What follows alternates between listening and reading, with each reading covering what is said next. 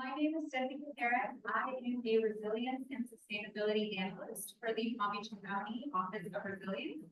Thank you all so much for being here today to discuss the Palm Beach County Resilience Action Plan. This plan is a strategic tool that is being developed as a follow-up to a comprehensive vulnerability assessment that evaluated how critical assets throughout the county might be affected by extreme climate events like sea level rise, storm surge, and intense rainfall. Our project team looked at the results of the vulnerability assessment and worked with county staff to develop a draft list of adaptation projects such as increased tree canopy coverage, facility hardening, and stormwater improvements. But today, we're here because we need your input as well. Your local knowledge and perspectives will help us strengthen our infrastructure and build a more resilient community. There will be opportunities for questions and discussion throughout the session, but for now, I will pass it off to Georgia and the rest of the Tech team to get us started. Thanks. Good evening, everyone. Thank you so much for joining us. We're really excited to be here. My name is Georgia Vince, and I work for Tetra Tech, and we're the consulting firm that's been leading efforts in support of the county's climate vulnerability assessment and resiliency action plan. Tonight, we're going to do a little bit of an overview and a recap of what we've done, and then talk about the results of the climate risk assessment that was completed last year. We'll then talk about the resiliency action plan and kind of the next steps on what we're going to be doing in order to ensure that the community is prepared for future climate events and make the community more resilient. This is the team that, as I was mentioning, we have a large team here, and several of the members from our team are in the room with us tonight, including Chen Warren Associates, S.A. Nelson, Brazaga, and Erin Deedy with Erin Deedy PA. She'll be helping me with the presentation today. So just as we walk through the presentation, some important terms to keep in mind that we'll be repeating throughout the presentation. Adaptation is the adjustment to actual or expected climate change and threats in the future. Assets or people, resources, ecosystems, infrastructure, and services. Mitigation is intervention to reduce or mitigate those greenhouse gases and help enhance sequestration. Resiliency is the capacity of a community, business, or the natural environment to withstand, respond, and recover from a disruption like a climate event. Retrofitting is actual modified structures. Risk is the potential cost of something of value is damaged or lost. And sensitivity is the degree to which a system or resource might be affected by a climate hazard. So we have some goals for the project. We certainly want to address these climate hazards by implementing strategies to mitigate the impacts from the hazards, such as flood and heat on the county's assets. We're looking to improve infrastructure and the resiliency of that infrastructure. When we can, we would like to include green infrastructure and deliver environmental benefits. We want to ensure equity and safeguarding vulnerable populations, such as the young, the old, and maybe even the homeless populations, but those populations to ensure equitable access to the resources. And then we want to streamline and implement the adaptation measures in a feasible way that's cost effective and ensure that we can reduce operational burden. So we started out the study with the vulnerability assessment. We evaluated several climate threats, coastal erosion, heat, wildfire, flooding, and compound flooding. And we completed that assessment in 2024. Since then, we've been developing adaptation strategies for the resiliency action plan. And those strategies will be implemented to reduce risks. And we are looking to identify funding sources and mechanisms to implement these projects through the future. The climate risk assessment assessed the impacts of the climate threats on Palm Beach County's unincorporated areas and the western municipalities. We looked at the impacts from heat, drought, severe storm, wildfires, flooding, and coastal erosion. And we did include an analysis of sea level rise and future sea level rise conditions that are expected to appear here in Palm Beach County. We utilized local data to identify the critical assets, the community owned and maintained assets for the project. And then we prioritized some of these assets in order to ensure the development of a comprehensive and cohesive plan. The climate risk assessment is what is the foundation for the resiliency action plan that we'll be talking about tonight. Again, we mentioned we evaluated coastal erosion, extreme heat, non-coastal and inland flooding, and then flooding associated with sea level rise, tidal flooding, storm surge, rainfall, and compound flooding. Through the vulnerability assessment, we identified 25 hotspots for flooding focus areas. These areas are along the coast, in unincorporated Palm Beach County, and in the western communities. For the extreme heat, I think we can all agree that we've been experiencing warmer temperatures, maybe not this month in April, it's been lovely, but the summer months feel hotter than they have in the past. And we are seeing those areas in the dark pink to be the areas of high exposure to heat. This is this arrow is pointing to downtown West Palm, and other areas are considered not at risk. So we really are focusing on those areas that were evaluated in the heat analysis to identify opportunities for improvements there. This graph shows the percentage of the population that will be affected by these extreme heat days. And these are for West Palm Beach, Belle Glade, South Bay, Jupiter, and Pahokee. And you can see about 10% of the population is really expected to be exposed to these high heat levels. And from here, I'm going to turn it over to my friend Erin Deedy to talk through the critical assets and some resiliency projects.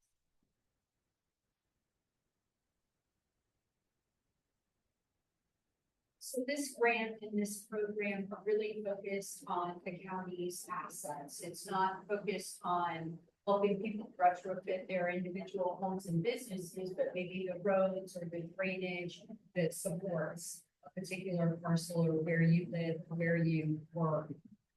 The assets are listed in the state statute that we have to evaluate, but for the most part, we've spent a lot of time on this climate risk assessment, collecting information about where the county's infrastructure and assets are. And here's a listing of those: parks and natural areas, transportation, water, wastewater infrastructure, drainage infrastructure, government buildings and facilities where services reside, emergency response facilities such as shelters, and then finally utility and communications infrastructure.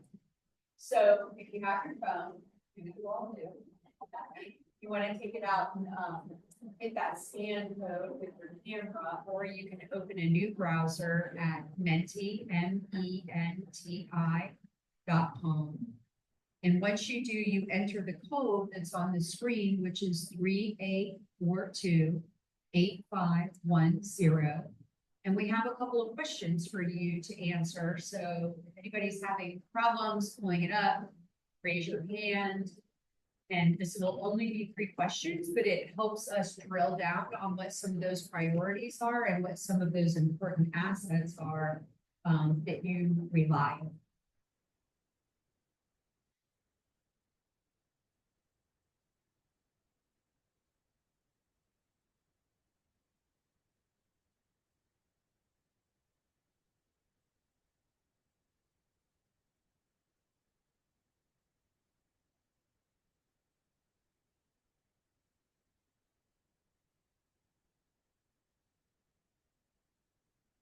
Good over there? Okay. So here is our first question. which types of assets should be prioritized for climate adaptation first? And again, climate adaptation means that we're gonna look at this asset. Probably the stressor that would be most important to consider would be flooding. And we would look at how we would adapt those various assets. For instance, we may relocate utilities infrastructure or put electrical panels and electrical components higher up on the facility. But these are these broad categories of assets. And so which ones are the front line? Which ones are the ones that we should look at adapting first? 7%.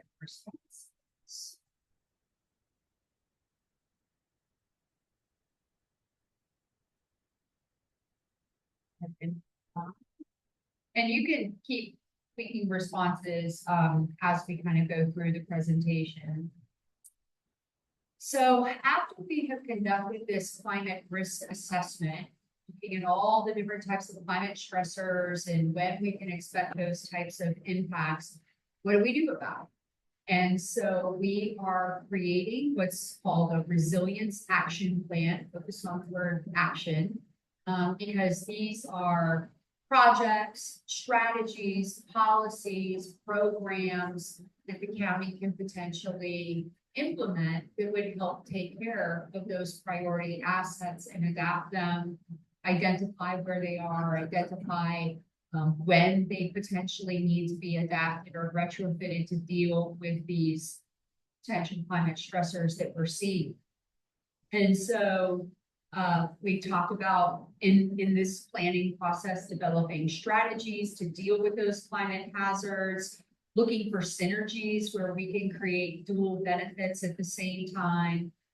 One component of this is to try to establish a path to have net zero greenhouse gas emissions, at least for government operations, to make sure that we are reducing and using the most energy efficient equipment and how the county conducts its business and operations and that type of thing.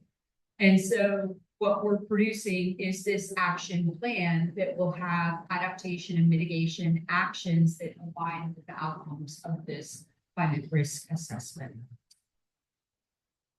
So what the document will ultimately contain, it will have project descriptions. For instance, make sure this lift station doesn't fail in a 100-year rainfall event, because if your lift stations fail, then wastewater system doesn't work properly. So it would describe the different types of projects that we're talking about, what goals we're achieving and the benefits that we're achieving with the project. A rough cost estimate, because we know things are really in flux right now with equipment and supplies. So this is our best opinion of what the costs are at this time. And then the time frame, whether it's short term, medium term, or long term for implementation of that particular project, how it's prioritized, and who is going to be key leading that, like what excuse me, what department within the county would take the lead on implementing that project. And then if we have potential funding sources, there are granting programs, there are different mechanisms of funding the types of projects. So where we can align projects with available or projected funding sources, will be including that information. Excuse me. And then the last piece of it is conceptual design for 30 projects, meaning having the project ready to go and have it drawings and schematics and ready for potential permitting to implement the project. The further along your project is, the more likely that it's actually going to get implemented or funded from other sources. So our next question, how is your community impacted when critical assets are inaccessible due to a climate event? That could be a fire, flooding event. This is open-ended response. We see that some people have already responded, which is great.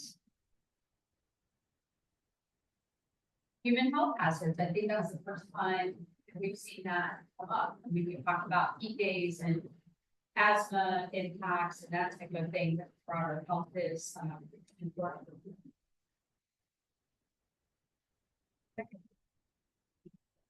So I'm going to run through some example adaptation project types. One thing that we've heard some feedback on are multi-purpose facilities. Those, for instance, during the summer where your kids can play and you've been cooled off, like a cooling center, looking at providing mutual resilience benefits or multiple resilience benefits at one time through a concept known as a resilience hub, which is a central facility that can provide information and provide relief to people, both for emergency type distribution, but also just like we're saying, like from a high number of heat days, shelter upgrades, hardening government facilities, meaning against flood risk. There may be flood walls involved or elevating a structure. And we also heard some feedback on water and play areas, especially during the summer for kids that are out of school. For natural resources, part of this study, we also conducted a tree canopy study to look at the coverage of trees throughout the county and be able to identify areas where we don't have a lot of tree canopy. Those areas typically have higher temperatures when you have less trees. And so that helps potentially with landscape policies or tree giveaways. We talked about shoreline adaptation, not just through seawalls, but also through living shorelines and other types of shoreline structures that may have additional environmental benefit. If you've driven downtown and looked at the intercoastal recently, you've seen the construction of mangrove islands, which help with flooding risk and surge and also provide environmental benefit at the same time. So some of these projects are already being implemented throughout the county. Infrastructure and utilities, one component is a stormwater master plan, which essentially assesses your drainage, current levels of service, and where you may have need for additional drainage structures. I talked a little bit about lift station and pump stations, water facility hardening to reduce leaks from the water system, and again, drainage improvements for roads and frequently flooded areas. I think this is our last question. Which adaptation efforts would you like the county to prioritize? And so this is where we get feedback from you telling us what comes first, the chicken or the egg? Which projects do we implement sooner in time? Which projects do we push out a little bit further? Based on what you perceive the areas of risk and what those climate stressors are. Stormwater system improvements always seems to rise to the top. Okay, I'm going to go ahead and turn it over to Georgia to talk about what that prioritization effort for the projects looks like. Right, so we talked a lot about prioritization. We obviously can't implement everything all at once.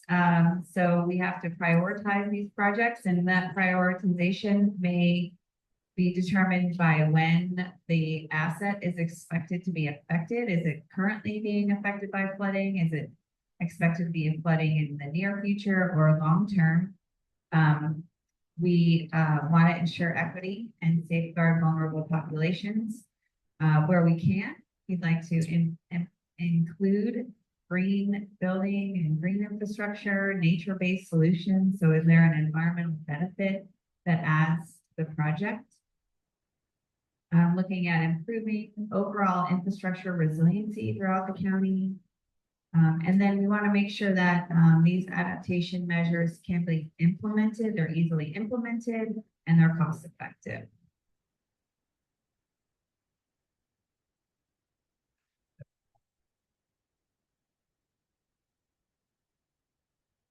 So